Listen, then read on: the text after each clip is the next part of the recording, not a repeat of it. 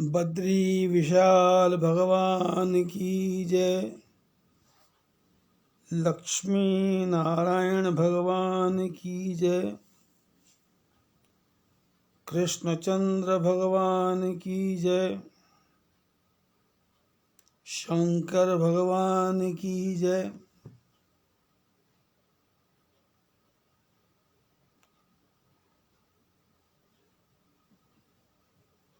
फाल्गुन मास में पवित्र कथा चल रही है।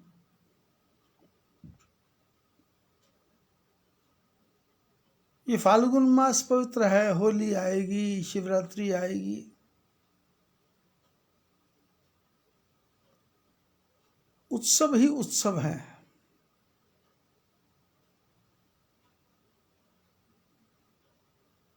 माघ मास में प्रयागराज में कल्पवास का मेला चला गया।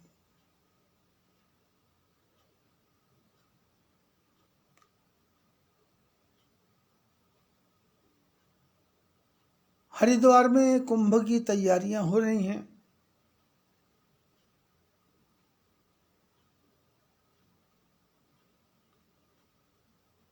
महाराष्ट्र, पंजाब, दिल्ली, बम्बई, सब जगह कोरोना विचित्र रूप लेकर के आ रहा है।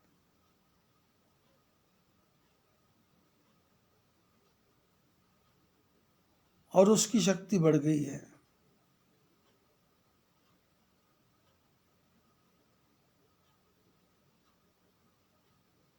क्योंकि लोगों के मन से भय दूर हो गया। भगवान के प्रति श्रद्धा विश्वास कम हो गया। परमात्मा की पूजा बंद हो गई।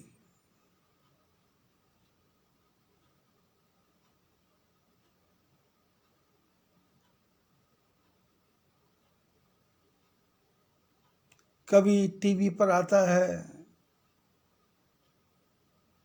कि आप लोग आओ कुंभ मेले में, कोई कोरोना का टेस्ट करवाने की जरूरत नहीं। और दूसरे दिन प्रशासन की तरफ से आता है कि बिना कोरोना टेस्ट के कोई भी हरिद्वार नहीं आएगा।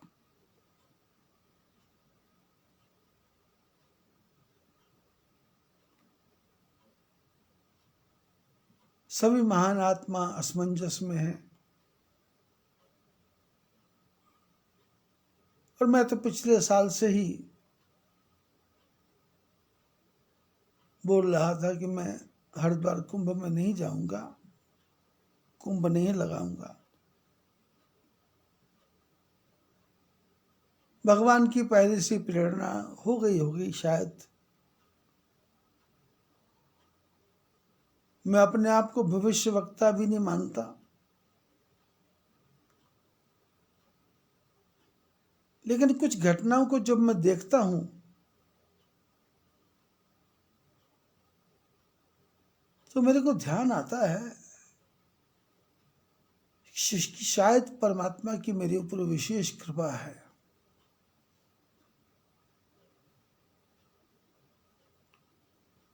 क्योंकि मेरे पास जो पिछले साल का राशन रखा था वही खत्म नहीं हो रहा। आटा, दाल, चीनी, चावल, तेल, दूध, घी,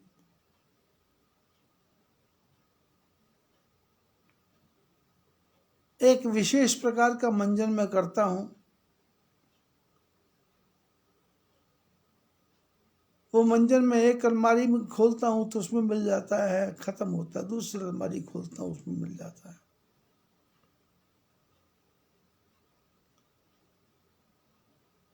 मेरी औषधि की व्यवस्था मेरे शिष्य रविंद्र टेकड़ीवाल, उनकी धर्मपत्नी शीतल अकोला से कर देती है।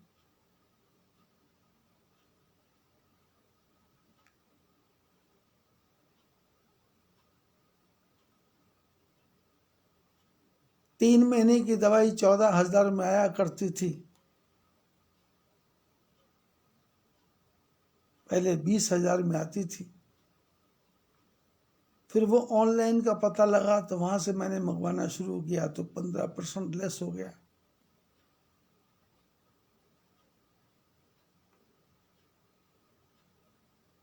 फिर उसके बाद में ऋषिकेश से कोई एजेंट आने लगा, भगवान ने प्रेरणा दी,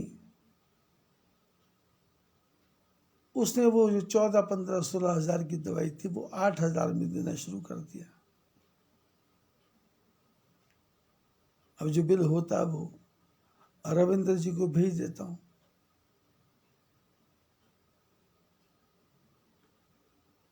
आश्रम के किचन में आज मैं देख रहा था तो 6 प्रकार के आचार हैं। कल को शिवरात्रि जी है, मेरे साथ जो बच्चा सेवा कर रहा है, मैंने बोला कल, बोले मैं शिवरात्रि का व्रत रखूंगा। तो मैंने कहा भाई क्या खाएगा? फलाहार। तो मैंने कहा ऐसा करो, थोड़ा देखो वहां रामदाना होगा। अलमारी देखी तो रामदाने के 2 पैकेट। मैंने कहा चारों मगज होंगे। वो कटोरी भर के ले आया। मैंने कहा साबूदाना होगा, तो पैकेट निकाला, साबूदाना डाल दिया। मैंने कहा इसमें मखाने भी डाल दो, मखाने भी डाल दिए।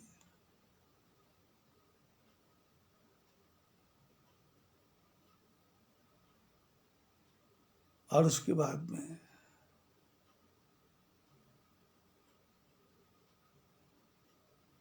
अखरोट थे, बादाम थे, काजू थी, किशमिश थी। मैंने कहा मैश करो, डालो। दूध पूछता था, उसने कहा 4 किलो दूध है। मैंने कहा इसमें डाल दो, कल को खीर बनाओ। और सेब पड़े हुए हैं, सेब की सब्जी बनाओ, तुम भी खाओ, हम भी खाएंगे।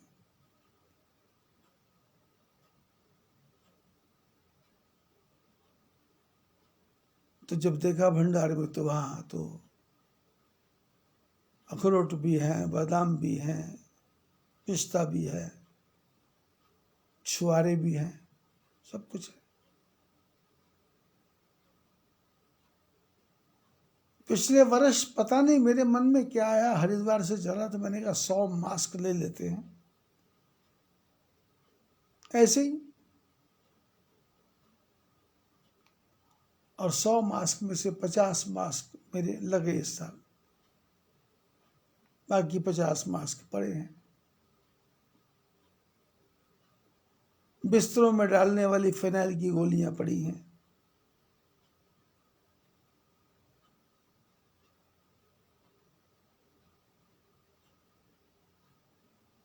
महापुरुष लोग आते हैं, उनके लिए आटा दाल चावल की कोई कमी नहीं है।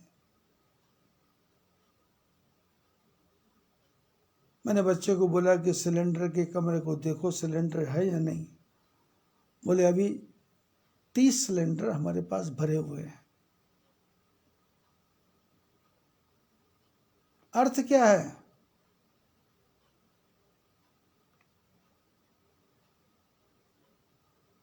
भगवान के ऊपर यदि आपका पूर्ण विश्वास है तो भगवान प्रभु तो अपने भक्तों की स्वयं करते हैं निगरानी। नया बिस्तर, नया मंजा, नया दाना, नया पानी।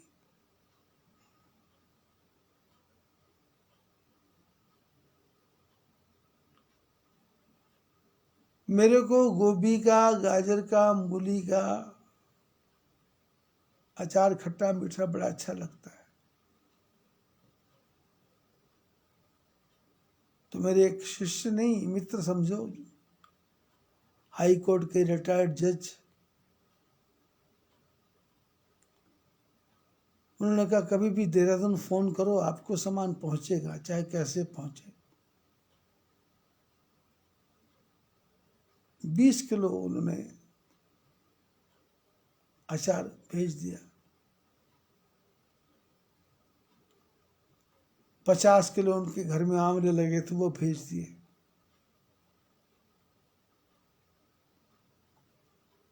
दस किलो आंवले का मुरब्बा, 10 किलो बेल का मुरब्बा, 10 किलो गाजर का मुरब्बा, 10 किलो सेब का मुरब्बा उन्होंने भेज दिया।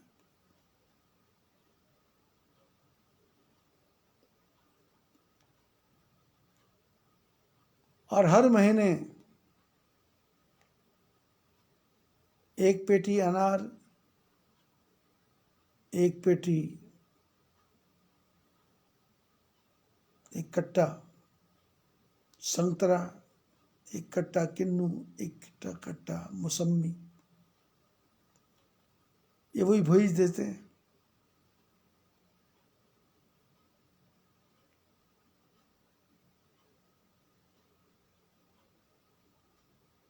और बीच में आकर के वो देख भी गए थे मेरे को,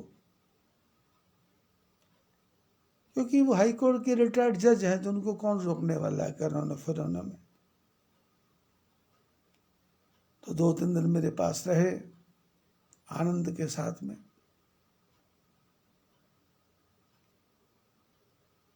एक विश्वास, जो भगवान के प्रति विश्वास है, वो दृढ़ से दृढ़ होता जा रहा है।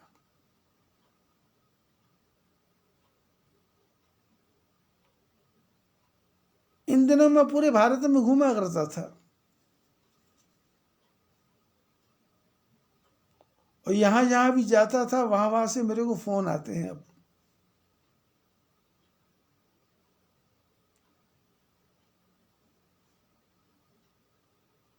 मैंने सबके जो फोन है ब्लॉक कर रखे हुए हैं।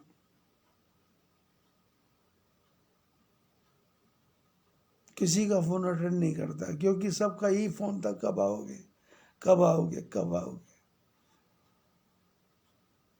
तो मैंने मन में सोचा कि सकल कर्म करी थके हो गोसाई, सुखी न भयों अब ही की नाई। सारे कर्म कर लिए, लेकिन जितना आनंद इस समय आ रहा है,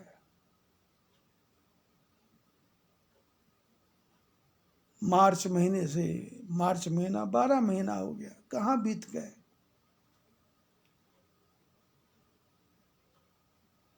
मेरे को ये भी नहीं पता लगता कौन सा दिन है।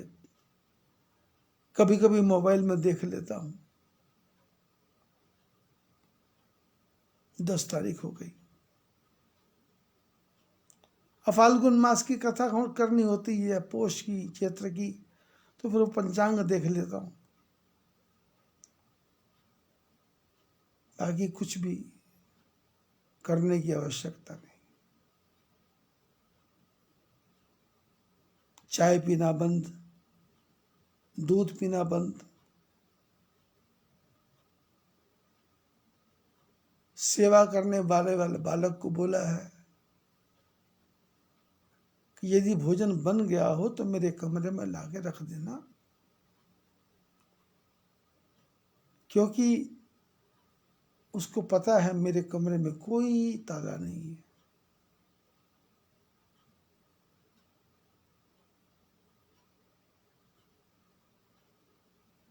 जूस बन गया हो, सूप बन गया हो, रख देना, ठंडा होगा, गर्म होगा, पी लेंगे। क्योंकि पेट को शक्ति चाहिए, शरीर को शक्ति चाहिए, साधन है।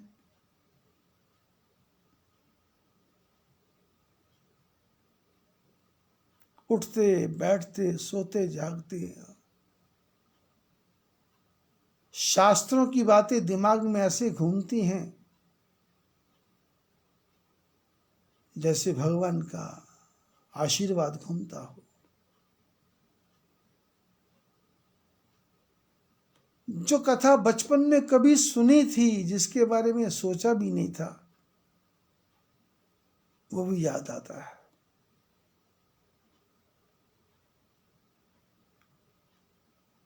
गुरु ग्रंथ साहब में 12 महीने की चर्चा की गई है कि पौष में क्या करना है, माघ में क्या करना है, चैत्र में क्या करना है, विशाख में क्या करना है, ज्येष्ठ में क्या करना है, आषाढ़ सावन भादो आश्विन कार्तिक। वाणी में लिखा है माघ मजन संग साधुआ धूड़ी कर स्नान। और वाणी में लिखा है माघ का महीना हो तो प्रयागराज में जाके स्नान करना चाहिए।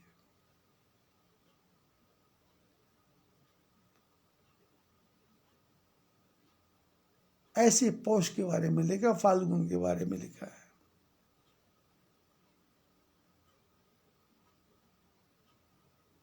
और फाल्गुन का तो महीना ऐसा है,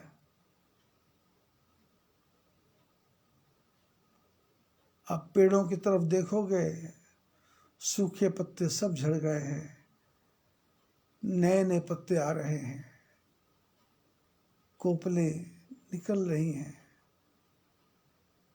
पलाश के पेड़ पर लाल लाल फूल निकल रहे हैं। ऐसा लगता है फागुन पेड़ों के साथ होली खेल रहा है।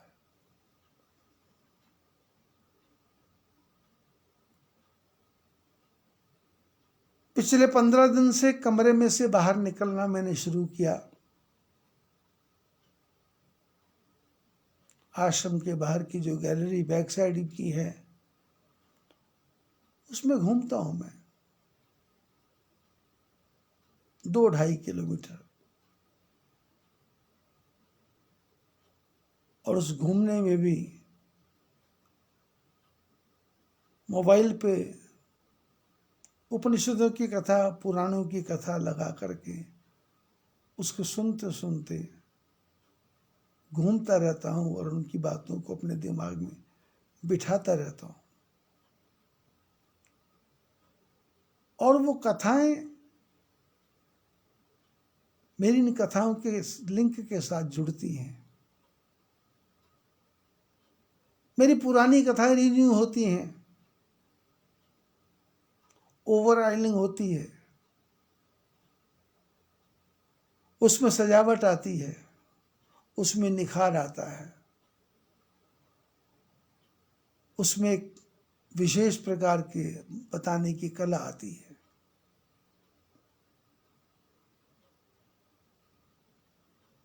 बीच में कभी कभी मैं मत मतांतरों के बारे में कुछ शब्द बोलता हूं। अब मैं नहीं बोलूंगा तो फिर कौन बोलेगा? कईयों को बुरा लगता होगा,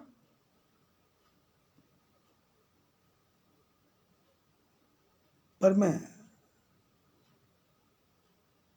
असत्य भाषण नहीं करता, पर कड़वा भी नहीं करता। मैं बोलता हूं आपके गुरु हैं मानो, पर भगवान को छोड़ना नहीं, परमात्मा को छोड़ना नहीं। प्राण जाए मगर नाम भूलो नहीं, दुख में तड़पो नहीं, सुख में फूलो नहीं, नाम धन का खजाना बढ़ाते चलो। गुरु बना लिया ठीक है, पर वो जो परमात्मा है, ब्रह्म है, जो राम बन के आए, विष्णु बन के आए, हम उनका स्मरण करेंगे, उनका विरोध क्यों करेंगे?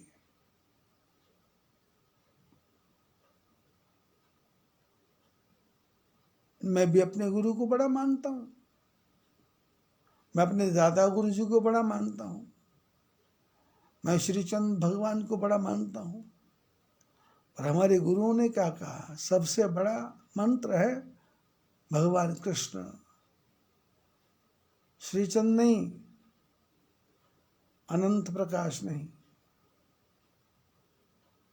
उदासीन अखाड़ा नहीं, बड़ा अखाड़ा नहीं, संन्यास नहीं, सबसे बड़ा मंत्र है ओम ह्रीं क्लीं नमो भगवते वासुदेवाय। अब उस मंत्र का जप करना है, और मंत्र का जप करते करते अपने परमात्मा का ध्यान करना, आंख बंद करके, और मन में वो बांसुरी वाला बैठा है, वो सुदर्शन चक्र वाला बैठा है, वो हमको ज्ञान का उपदेश दे रहा है, रास लीला का उपदेश नहीं दे रहा। और भगवान कृष्ण जी किसी को बाध्य नहीं करते, मजबूर नहीं करते। युद्ध की भूमि में भगवान कृष्ण गीता को सारी बातें बताते हैं, और सारी बातें बताने के बाद में भगवान कृष्ण बोले, मैंने तुमको हर प्रकार का ज्ञान दे दिया, तुमको अच्छा लगे तो पालन करो, तुमको नहीं अच्छा लगे तो मेरी तरफ से कोई मजबूरी नहीं है। लेकिन जिनको तुम देख रहे हो, ये तो आज भी मरेंगे, कल भी मरेंगे, परसों भी मरेंगे। इसलिए सर्वधर्मान् परित्यज्य मामेकम शरणं व्रज, मेरी शरण में आ जा। कल अपनी कथा चल रही थी, भगवान राम समुद्र के किनारे हैं, पुल बन के तैयार हो गया। प्रभु राम जी ने कहा हनुमान जी से, विभीषण से, सुग्रीव, नल नील अंगद हनुमान, जामवंत, दिव्यधनंद, नीलमणि, अंगद गद विकटासी, दधिमुख केहरी, निसट सट जामवंत बलरासी। बड़े बड़े जो सेनापति थे उनको बुलाया और कहा कि परम रम्य उत्तम यह धरणी, महिमा अमित जाई नहीं वर्णी। करी हो यहाँ शंभु था अपना, मोरे हृदय परम कल्पना। भगवान राम बोले, हनुमान ये धरती बड़ी पवित्र है।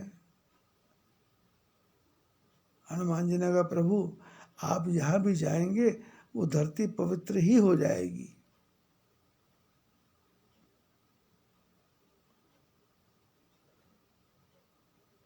राम जी ने कहा, नहीं नहीं हनुमान, मेरे आने से नहीं,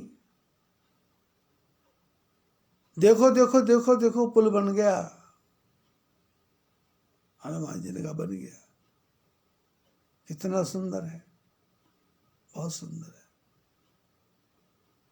सारी सेना पार चली जाएगी। हनुमान जी बोले, आपकी आशीर्वाद से।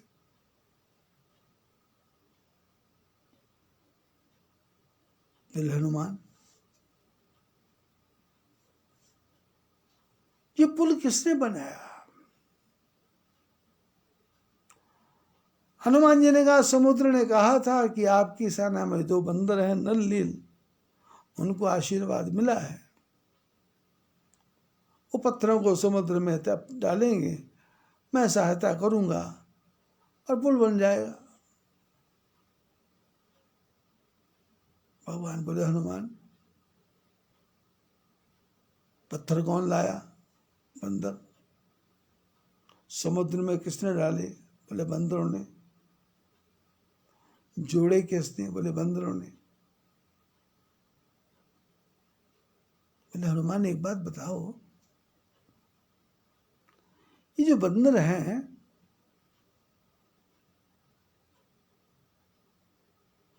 कभी अपने रहने के लिए भी मकान बनाते हैं? हनुमान जी ने कहा, प्रभु आप मकान बनाने की बात करते हो, ये तो तोड़ने वाले हैं, उजाड़ने वाले हैं, बर्बादी करने वाले हैं। हनुमान जी ने कहा, आपको एक कथा सुनाता हूं। भगवान बोले, कौन सी?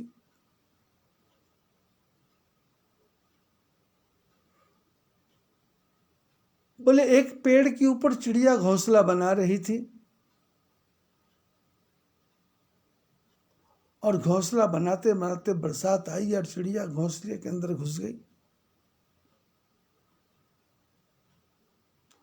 और उसी पेड़ पे एक बंदर आके बैठ गया। बरसात हो रही थी, बंदर बरसात में भीगने लग गया, सर्दी के मारे बुरा हाल हो गया। चिड़िया ने बंदर को देखा और कहा कि भाई साहब, मैं तो छोटी सी चिड़िया हूं, आपके हाथ पैर हैं, दिमाग है, बुद्धि है, समझ है, अकल है। आप भी यदि अपने रहने के लिए मकान बना लेते तो आपको भीगना तो नहीं पड़ता। चिड़िया ने बड़े प्यार से समझाया। अरे बंदर को चिड़िया की बातें बहुत बुरी लगी। ये तो छोटी सी चिड़िया होकर मेरे को समझा रही है। चुप बैठ। चिड़िया ने कहा भाई साहब मैं तो आपके भले के लिए बोल रही हूं। चिड़िया ने तो भले की बात बोली पर बंदर ने तो गाली देना शुरू कर दिया। सूची मुख, व्यभिचारिणी, रंडे, पंडित रार, नहीं बल निज गृह रचन को, समर्थ हतु तब द्वार। हनुमान जी ने कहा बंदर ने गालियां दी। ऐ सुई के मुख वाली, ऐ व्यभिचारिणी, मैंने तेरा कोई पति नहीं है। रंडे राण, पंडित रार, झगड़ा करने में बड़ी बड़ी विद्वान, नहीं बल निज गृह रचन, मैं घर बनाने में असमर्थ नहीं हूं, मेरे को पता है। पर एक काम कर सकता हूं, तेरे घोंसले को अभी उजाड़ देता हूं। और ऐसा कह के चिड़िया के घोंसले को उजाड़ दिया। चिड़िया बेचारी ची ची करके उड़ गई। हनुमान जी ने कहा प्रभु ये बंदर बनाने वाले नहीं हैं, उजाड़ने वाले हैं। राम जी ने कहा हनुमान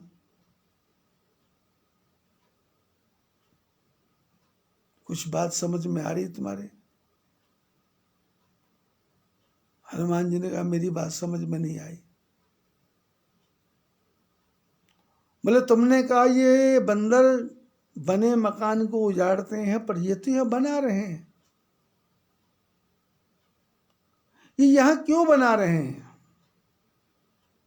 बोले प्रभु आपकी आज्ञा है, समुद्र की आज्ञा है।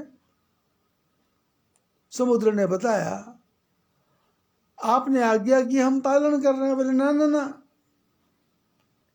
जिस धरती पर हम बैठे हैं ना, ये धरती परम रम्य उत्तम यह धरणी, महिमा अमित जाय नहीं वरणी। करी हो यहाँ शंभु थापना, मोरे हृदय परम कल्पना। भगवान राम बोले हनुमान ये धरती बड़ी पवित्र है, इस धरती का वर्णन नहीं हो सकता। ये ऐसी धरती है कि बुरे से बुरा आदमी, उसकी बुद्धि भी यहाँ आके सुधर जाती है। और इशारे इशारे में हनुमान जी को समझाया कि देखो विभीषण का भाई आया, रावण का भाई विभीषण आया और उसकी बुद्धि कैसे सुधर गई, देखा तुमने? हनुमान जी ने कहा बात तो ठीक है। और समुद्र की बुद्धि कितनी सुधर गई? बोले हाँ ठीक है। और पत्थर भी कैसे सुधर गए? बोले बिल्कुल ठीक। बोले वो गिलहरी भी सेवा करने लग गई? बोले बिल्कुल ठीक। तो बोले बिल्कुल ठीक है, तो फिर ऐसा करो, मेरी इच्छा है या शंकर भगवान की स्थापना करो।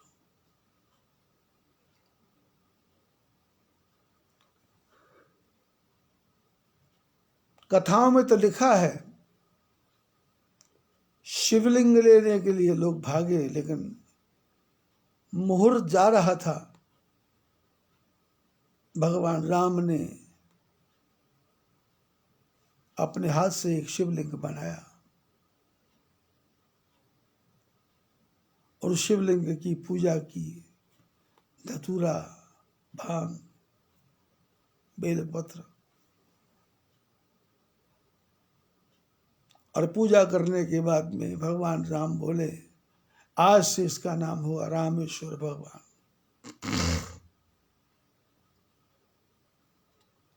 जोर से भगवान राम जी ने कहा रामेश्वर भगवान की जय। करोड़ों की संख्या में जो लोग बंदर बैठे थे जय बोले, आवाज गूंजी और वो आवाज गूंज करके कैलाश पर्वत पर पहुंच गई। पार्वती ने सुना ये रामेश्वर भगवान की जय, इतनी आवाज।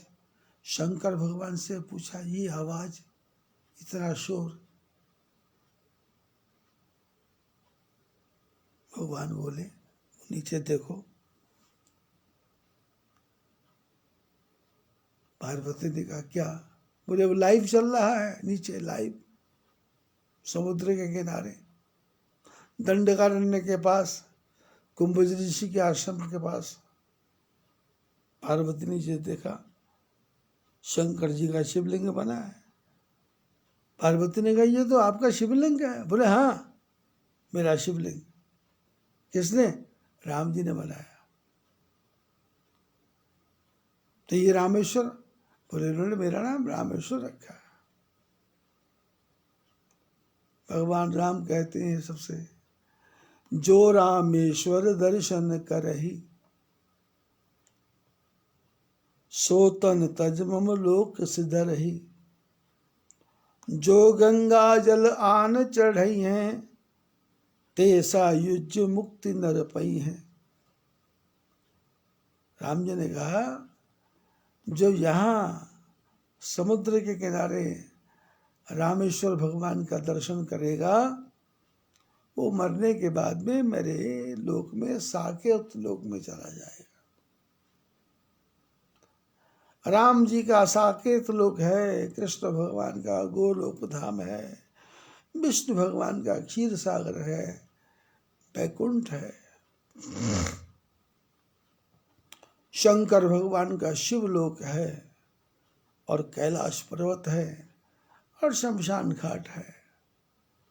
ब्रह्मा जी का ब्रह्मलोक है और पुष्कर राज है। भगवान बोले जो रामेश्वर का दर्शन करने का मरने के बाद साकेत में आ जाएगा और जो गंगा जल चढ़ाएगा वो मरने के बाद में मेरा बाण बनेगा, मेरा शस्त्र बनेगा, मेरा चक्र बनेगा, मेरा छत्र बनेगा, मेरा चवर बनेगा। जो रामेश्वर दर्शन करही जो गंगा जल आन चढ़ई है तेसा युज मुक्ति नर पई है।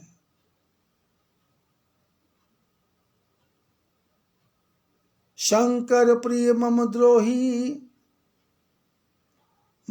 द्रोही शिवदास सो नर अवसि करे घोर नरक महवास।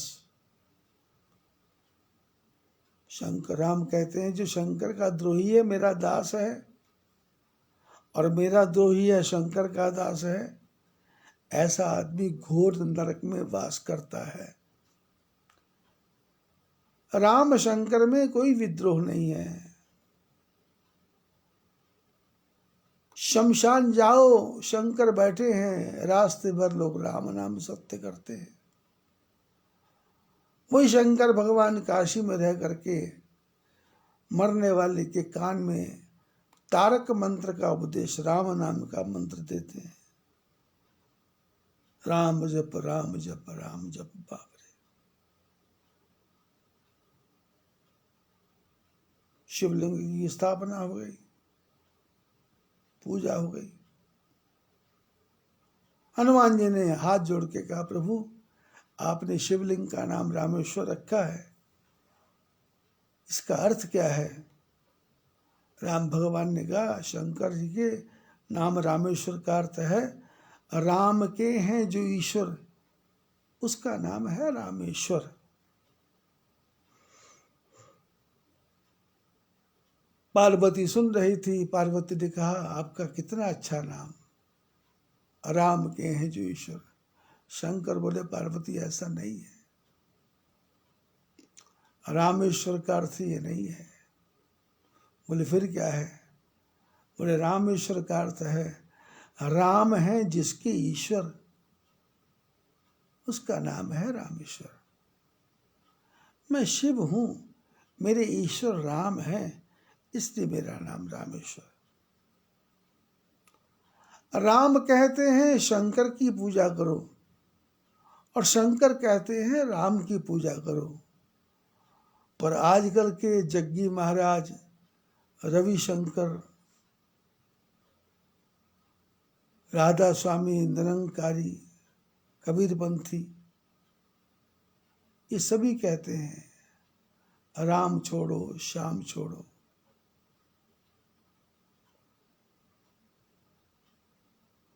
शिमला में कथा करता था वो, तो वहां लोग भजन गाया करते थे। दुग्गल जी थे हमारे एक शिष्य। प्रातःकाल हम लोग प्रभात फेरी निकाला करते थे वहां, क्योंकि बचपन में मेरे को आदत थी यहाँ भी सत्संग करना, प्रातःकाल प्रभात फेरी निकालना, दोपहर को घर में जाके सत्संग करना, रात को भोजन करने जाए वहाँ सत्संग करना, फिर रात को 8 से लेके 10-11 बजे तक सत्संग करना। तो दुग्गल जी भजन गाया करते थे। कोई कह राम सोना, कोई कह श्याम सोना, दोआं दा नाम सोना है, दोआं दा नाम सोना है। कोई कह राम सोना, कोई कह श्याम सोना।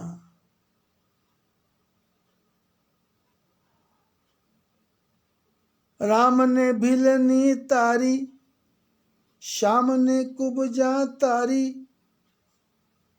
राम ने भिलनी तारी, श्याम ने कुबजा तारी। श्याम ने कुबजा तारी, राम ने भिलनी तारी। एक अयोध्यावासी, एक वृंदावनवासी, एक अयोध्यावासी, एक वृंदावनवासी। दोआं दा नाम सोना है, दोआं दा नाम सोना है। कोई कह राम सोना, कोई कह श्याम सोना। बड़े सुंदर भजन गाया करते थे। राम कहते हैं शंकर की पूजा करो, शंकर कहते हैं राम पूजा करो। और आजकल के गुरु कहते हैं मेरी पूजा करो।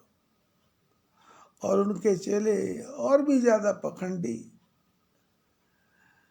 उनकी गुरु की मूर्ति की आंखों में से आंसू निकलते हैं, उनकी गुरु की फोटो में से शहद निकलता है, उनकी गुरु की फोटो में से विभूति निकलती है। उनके गुरु के प्रसाद मिलता है। और कल तो जग्गी महाराज दुनिया को रुद्राक्ष बांटेंगे। पाखंड का अंत, इसका अर्थ है विनाश काले विपरीत बुद्धि।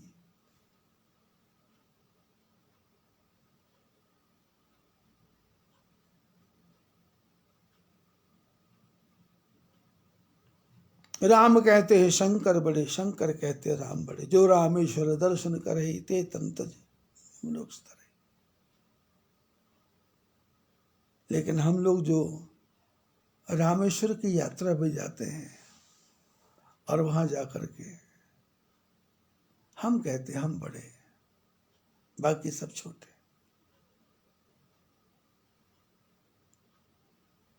तीर्थ यात्रा में जाना है तो दूसरों को बड़ा बनाना है, दूसरों की इज्जत करना है, दूसरों का मान करना है। तीसरा धाम है द्वारिका।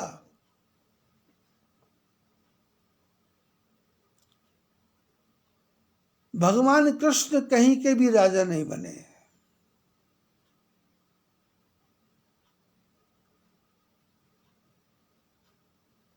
मथुरा के नहीं बने, जरासंध के राज को जीता वहां नहीं बने। द्वारका में जाके भी द्वारकाधीश बने, पर यादवों के यदुवंशियों के हवाले सब कुछ कर दिया और वहां से छोड़ छाड़ के पांडवों के पास आ गए।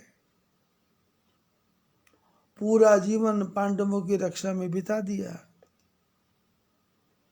क्योंकि देवकी ने कहा था ये सारे बेटे आपके हवाले हैं। मेरा जीवन तेरे हवाले प्रभु, इसे पग पग तू ही संभाले। मेरा जीवन तेरे हवाले प्रभु, इसे पग पग तू ही संभाले। कुंती ने भगवान से कहा था मेरे को विपदा दो, मुसीबत दो। क्यों? सुख के माथे सिल पड़े जो नाम हृदय से जाए, बलिहारी वा दुख के जो पल पल नाम जपाए। सुख का क्या करना है?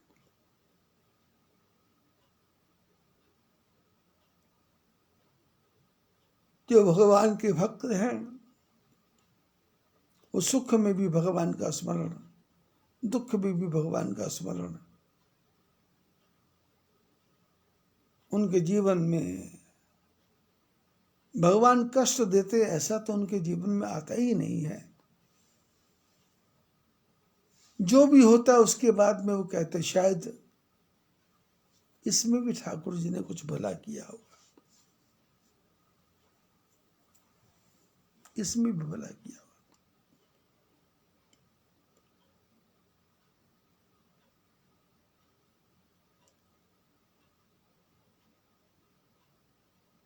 तीसरा धाम है द्वारिका।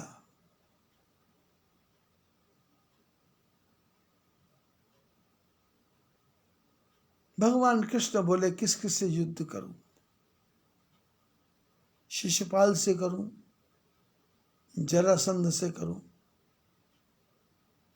जब से पैदा हुआ हूं युद्ध ही तो हो रहा है। ताड़का, पूतना, तृणावत,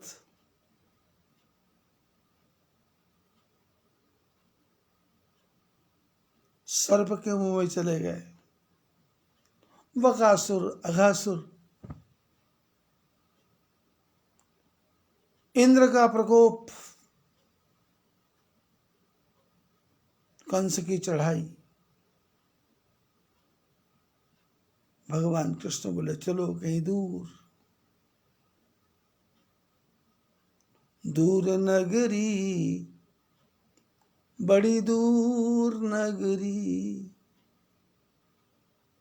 कैसे आऊं मैं कन्हाई तेरी द्वारिका नगरी, बड़ी दूर नगरी, दूर नगरी, बड़ी दूर नगरी, कैसे आऊं मैं कन्हाई तेरी द्वारिका नगरी, बड़ी दूर नगरी। सुदामा द्वारिका गए, दूर नगरी।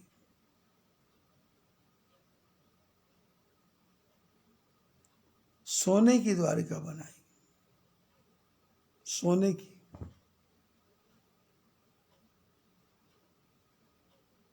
द्वारिका तो सोने की बनाई, पर जो अपने यदुवंशी थे उनका मन सोने का नहीं बन सका। व्यसनी हो गए, शराबी हो गए, मांसाहारी हो गए, पापी हो गए, अत्याचारी हो गए, अधर्मी हो गए। कुछ सेना को तो भगवान कृष्ण कौरव पांडवों को युद्ध में ले गए, वहां समाप्त करवा दिया।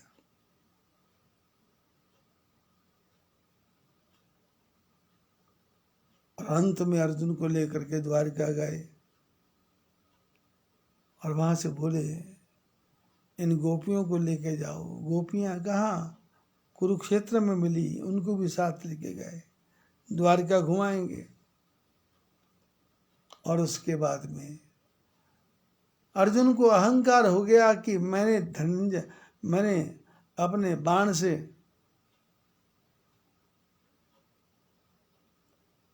कौरवों का वध किया है। भगवान बोले धनुष बाण लेके जाओ, इन गोपियों को मथुरा छोड़ देना, वृंदावन छोड़ देना। लेकिन भीलन लोटी गोपी का वही अर्जुन, वही बाण, सारी शक्ति खत्म हो गई।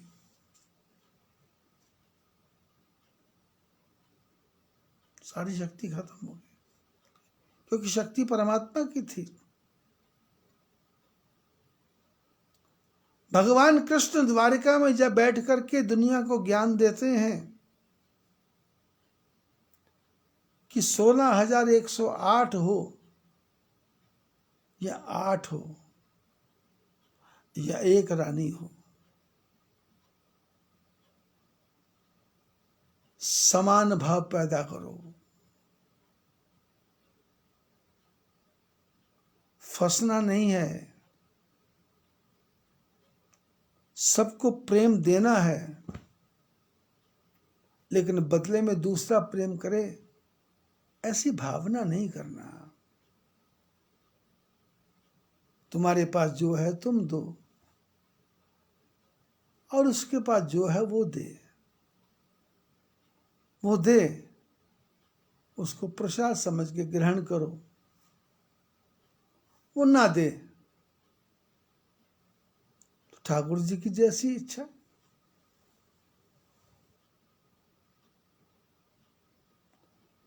द्वारिका में भगवान कृष्ण दुनिया को ज्ञान देते हैं, सुख होगा, साधन होगा, संपन्नता होगी, लेकिन यदि मन में शांति नहीं है तो सोने की द्वारिका में भी चैन नहीं है। भगवान कृष्ण को चैन कहाँ आता है? अपने पांडवों के पास में, युद्ध की भूमि में, कर्ण से युद्ध करते हुए, जयद्रथ का वध करते हुए, द्रोणाचार्य का वध करते हुए, अश्वत्थामा की मणि को निकालते हुए, परीक्षित की पेट में रक्षा करते हुए,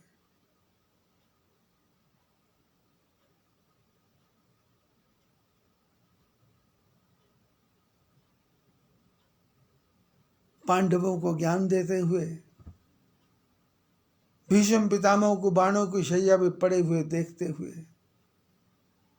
भीष्म पितामह से पूछ लेते आपके मृत्यु का तरीका क्या है?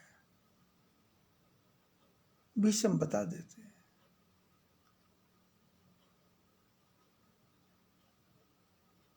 और हालत ये हो गई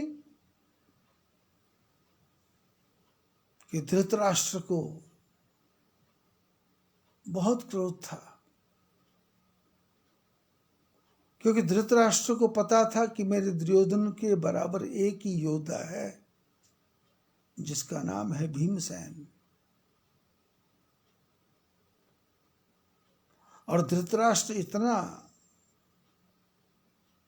शक्तिशाली था,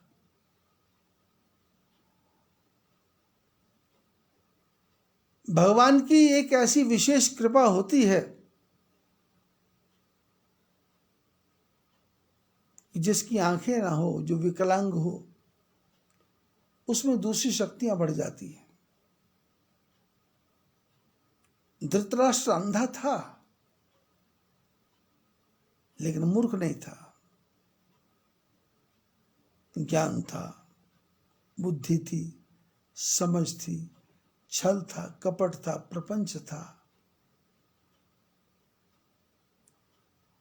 दुर्योधन की हर बुराई में साथ देने को 24 घंटे तैयार रहता था। यदि कोई ये सोचे कि शकुनी के कहने से सारा काम हुआ है, तो ऐसा नहीं है। शकुनी ने जुए के काम में उसको एक प्रकार से विशेषता थी।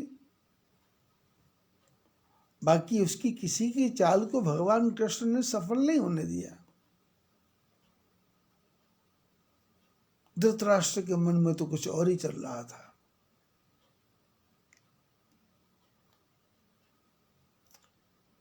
खांडव बनने के बाद में धृतराष्ट्र ने निमंत्रण दिया पांडवों को कि मैं आपसे मिलना चाहता हूं।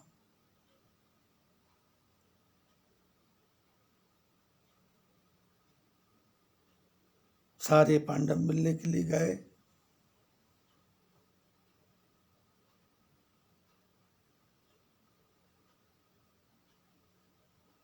भगवान कृष्ण ने एक पत्थर की मूर्ति बनवाई जो भीमसेन जितनी ही मोटी थी, भीमसेन जितनी ही ऊंची थी, भीमसेन जितनी ही भुजाएं थी, छाती थी।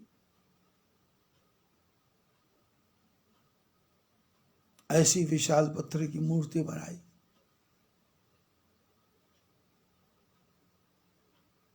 धृतराष्ट्र के पास सब गए। धृतराष्ट्र के मन में था कि भीमसेन जब मेरे गले से लगेगा तो उसको दोनों भुजाओं में पकड़ के उसको ऐसा तोड़ दूंगा कि उसके प्राणों को समाप्त कर दूंगा। भगवान कृष्ण साथ में थे।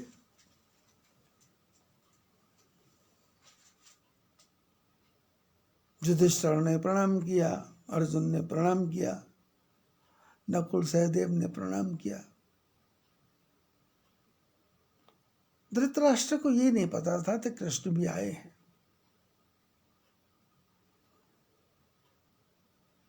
सभा के बीच में कोई नहीं था। धृतराष्ट्र ने कहा, भीमसेन नहीं आए क्या? भीमसेन पीछे खड़े थे तो कृष्ण भगवान ने कहा, चाचा जी मैं भी आया हूं। बोले तुम मेरे गले नहीं लगोगे? बोले क्यों नहीं? भीमसेन आगे बढ़े, भगवान कृष्ण ने पीछे खींच लिया और जो पत्थर की मूर्ति थी उसको धीरे से सरका करके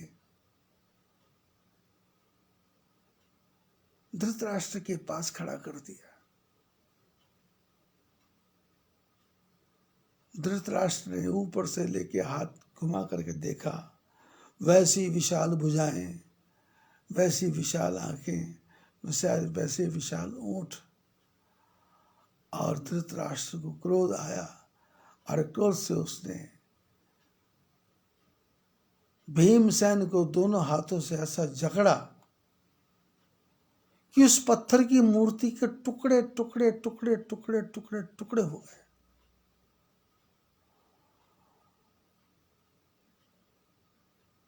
मूर्ति टूट के गिर गई। धृतराष्ट्र अट्टहास करके हंसा, मेरा काम हो गया,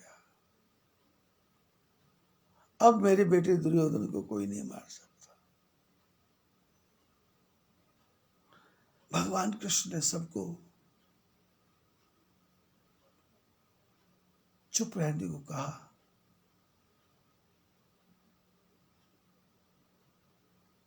और युधिष्ठिर को इशारा किया कि भीमसेन का तो वध हो गया, ले जाए। बोले ले जाओ, मेरे से भूल हो गई। पत्थर की मूर्ति को उठा के ले गए, भीमसेन को ले गए। भगवान कृष्ण कितने कृपालु हैं। द्वारिका छोड़ करके हस्तिनापुर आकर के भीमसेन की रक्षा की। बचपन में जहर के लड्डू खिला दिए थे।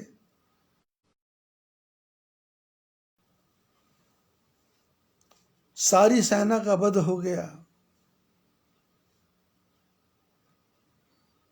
धृतराष्ट्र ने भीमसेन को समझ के भी मार दिया। अब धृतराष्ट्र को पता भीमसेन तो नहीं है, दुर्योधन को कौन मारेगा। लेकिन बीच में समाचार मिला कि भीमसेन तो जिंदा है।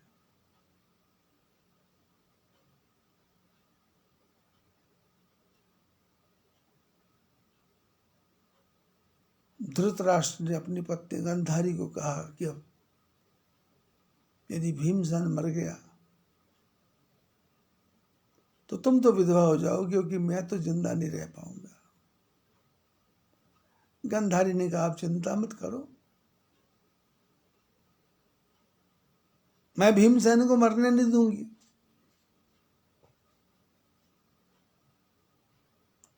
महाभारत में कथा आती है कि धृतराष्ट्र बड़ा भाई था, पांडु छोटा भाई था। धृतराष्ट्र अंधे थे, इसलिए भीष्म पितामह ने पांडु को राजा बना दिया। अब पांडु की शादी हुई दो, धृतराष्ट्र की शादी भी हुई गांधारी से। अब समस्या ये थी कि कुंती की भी पुत्र पैदा होने वाला था।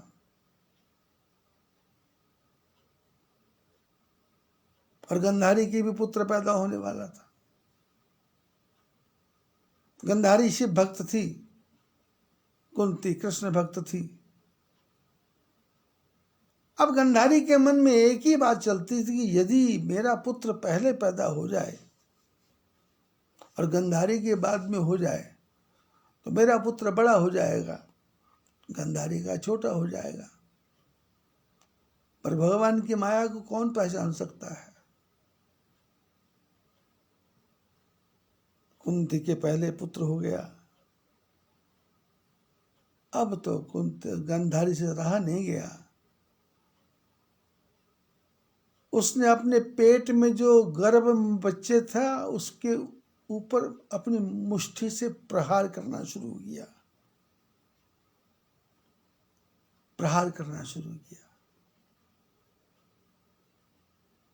आप लोगों ने देखा होगा परिवार में कभी कभी जब बेटा माँ का अनादर करता है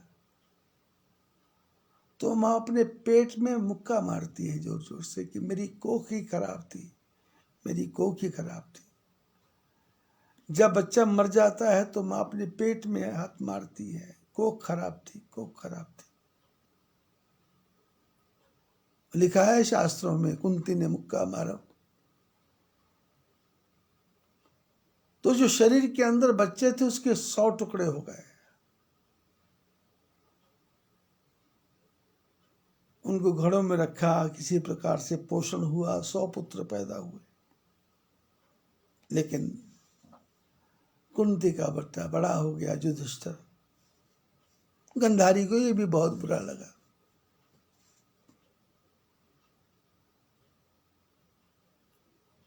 लोग चर्चा करते हैं कि गांधारी पांडवों को बहुत चाहती थी,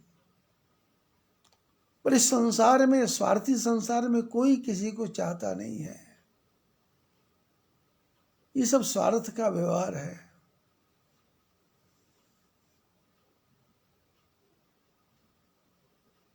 पुराने जमाने में आप लोगों ने गाना सुना होगा,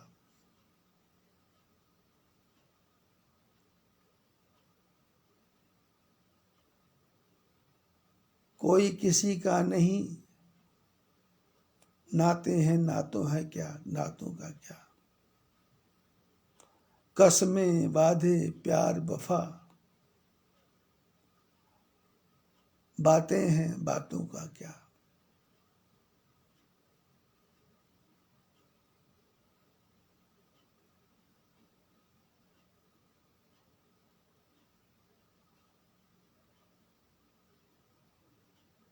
जो तेरे को अपना समझेंगे वही तेरा दिल तोड़ेंगे।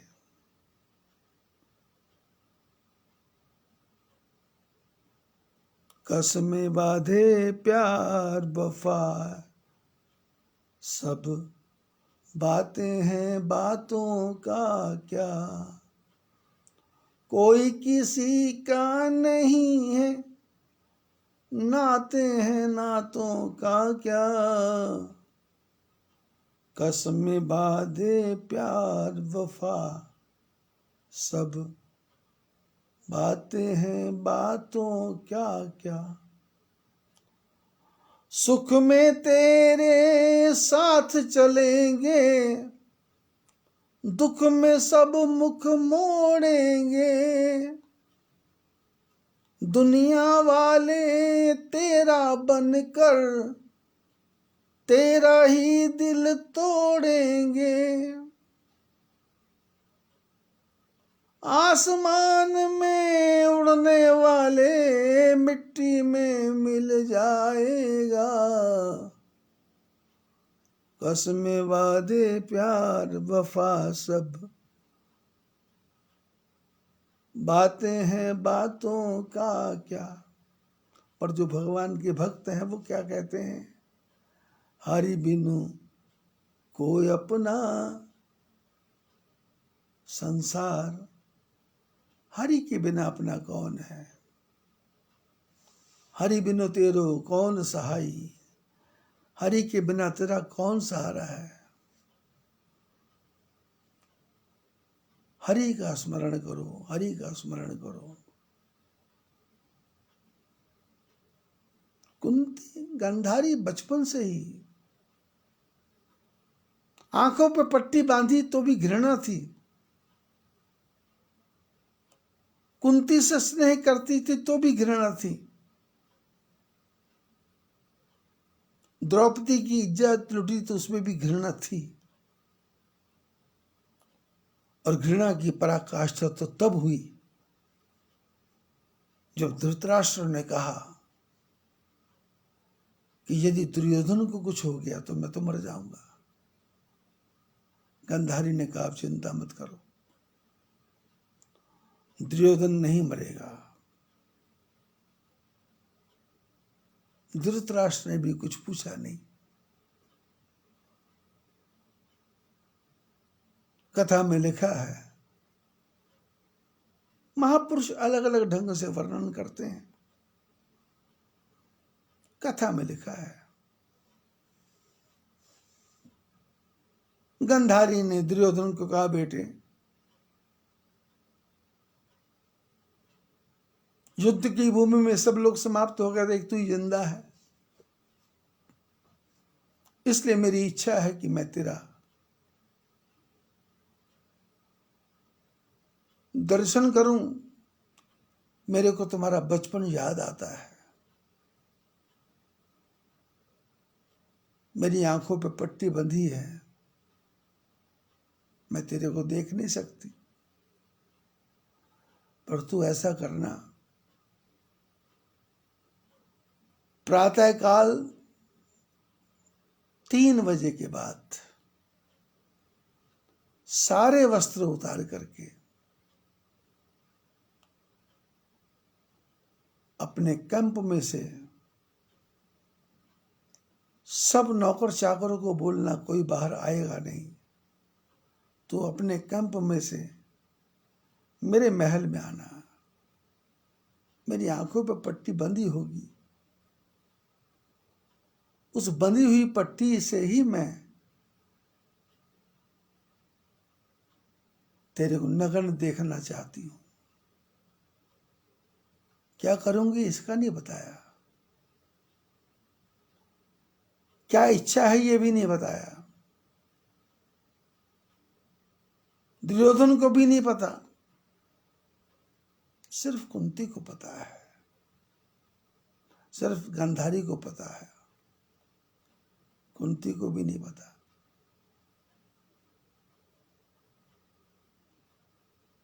और इस संसार को बनाने वाले कृष्ण जो घटघटवासी हैं, उनको पता कैसे नहीं लगेगा।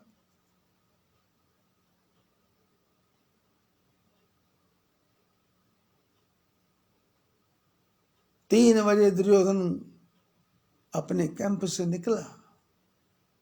सामने से कृष्ण प्रकट हो गए। दुर्योधन, स्नान करने जा रहे हो क्या? बोले नहीं नहीं नहीं, स्नान करने नहीं जा रहा। फिर ये कोई भी कपड़ा नहीं, एक भी नग्न, कोई आपके साथ नौकर भी नहीं, मैं कुछ तुम्हारी सहायता करूं? बोले नहीं नहीं नहीं, आपकी सहायता की आवश्यकता नहीं है। तो भगवान बोले ऐसे कैसे, कहां जा रहे आप? दुर्योधन को तो शर्म आ रही थी।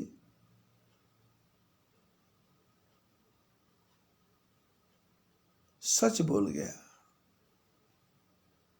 मां गांधारी ने कहा है, सारे वस्त्र खोल के मेरे सामने आना। मां की आंखों पे पट्टी बंधी है। भगवान कृष्ण बोले, ये तो बहुत अच्छी बात है, मां की आंखों पे पट्टी बंधी है। अरे मां की आंखों पे पट्टी बंधी है, पर मां के पास यदि कोई दासी खड़ी होगी और वो तुमको नग्न देखेगी तो तुम ऐसा दिखना चाहोगे? दुर्योधन ने कहा, ना, ऐसा तो नहीं दिखना चाहूंगा। बोले मां ने ये कहा होगा नग्न होके आओ, लेकिन थोड़ा सा नीचे का लाज शर्म जो है मनुष्य की, उसमें कुछ नहीं तो 2-4 पत्ते बांध लो। ये सामने पेड़ में बड़े बड़े पत्ते हैं, इसको थोड़ा सा लपेट लो।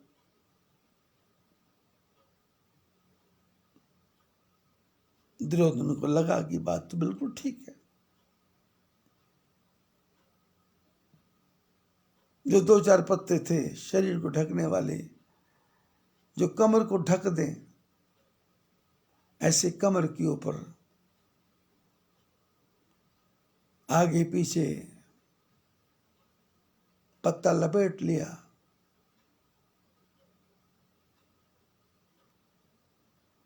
सबको पता था किसी को बाहर निकलना नहीं है। ये धीरे धीरे मां के महल में पहुंचा। पैरों की आवाज से मां ने पहचान लिया। पूछा, पुत्र आ गए?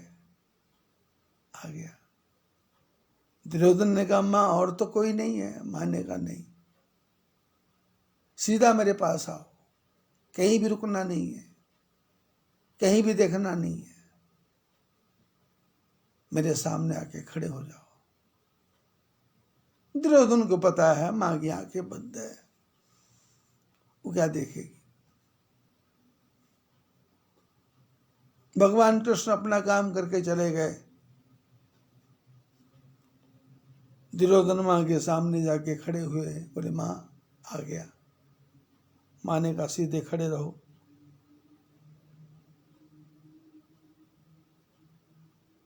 अपने पूरे जीवन की जो तपस्या थी, आंख में पट्टी बंधी हुई थी, पति व्रत धर्म का जो नाटक था, उस नाटक के पाखंड का अंत होने वाला था आज।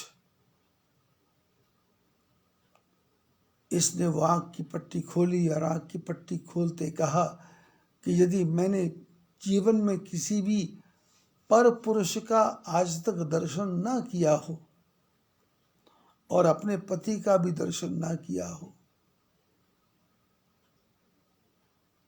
तो मेरे बेटे का शरीर जहां भी मैं देखूं वो पूरा शरीर पत्थर का बन जाए। पट्टी खुली, चमत्कार हुआ, दुर्योधन पत्थर का बन गया, पत्थर का बन गया। मां गदगद हो गई, अट्टहास करने लगी, खूब हंसी।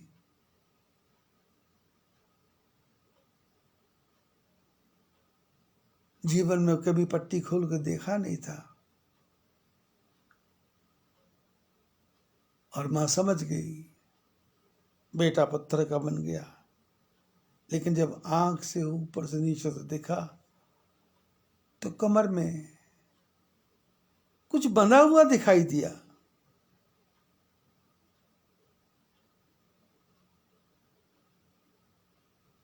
मां ने कहा, दुर्योधन, मैंने तुमको कहा था सारे वस्त्र खोल के आना, पर ये कमरे में पत्ते। दुर्योधन ने भोलेपन से कहा, माँ वो रास्ते में कृष्ण मिल गए थे, पूछा था उन्होंने कहाँ जा रहा है। मैंने कहा माँ को दर्शन करने नगन हो गए। मैंने कहा हाँ माँ की आज्ञा है। बोले माँ की आज्ञा है, पर माँ ने ये थोड़ा कहा था कि कमर में भी कुछ नहीं बांधना। माँ की आंखों पे तो पट्टी है, वो तो कुछ नहीं देखेगी, पर रास्ते में कोई दूसरा देख लेगा। तो मैंने उसके कहने से गंधारी का जो पाखंड था वो बाहर आ गया। गंधारी ने श्राप दिया, बेटे दुर्योधन तेरा पूरा शरीर पत्थर का बन गया, पर कमर तेरी कच्ची रह गई। अब तेरी मृत्यु कमर पे चोट लगने से ही होगी। और जिस कृष्ण ने मेरे वंश का विनाश किया है,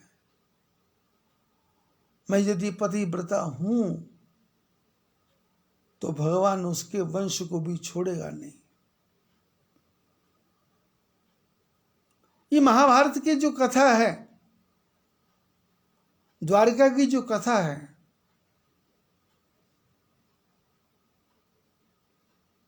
ये सत्य के झूठे पाखंडों के बीच में बंधी हुई है। चाहे वो भीमसेन का सत्य हो, चाहे वो भीष्म पितामह का सत्य हो, चाहे वो दुर्योधन का सत्य हो, चाहे वो अर्जुन का सत्य हो, नकुल सहदेव युधिष्ठिर, सत्य के झूठे आडंबरों में फंसी हुई कथा है ये। लेकिन रामचरितमानस सत्य के ताने बाने के चारों तरफ घूमती हुई कथा है। भारत में 4 तीर्थ हैं, द्वारिका, रामेश्वर, जगन्नाथ और बद्रीनाथ। फाल्गुन का पवित्र महीना है, आप लोग इतने प्यार से कथा सुन रहे हैं, और उसके बदले में आश्रम को चलाने के लिए जो धन राशि है वो भी आवश्यकता के अनुसार आ ही रही है। उसका चिंतन मैंने करना छोड़ दिया, पर फिर भी कई लोग बोलते हैं कि आपने हमारा नाम नहीं बोला। तो आज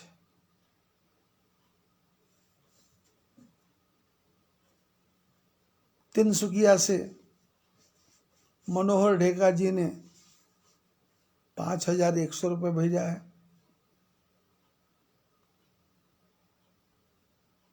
और शिव कुमार जी चाचान जो हमारे दिल्ली में रहते हैं, चांदनी चौक में, उन्होंने 1 लाख रुपया भेजा है पंजाब नेशनल बैंक में मेरे खाते में।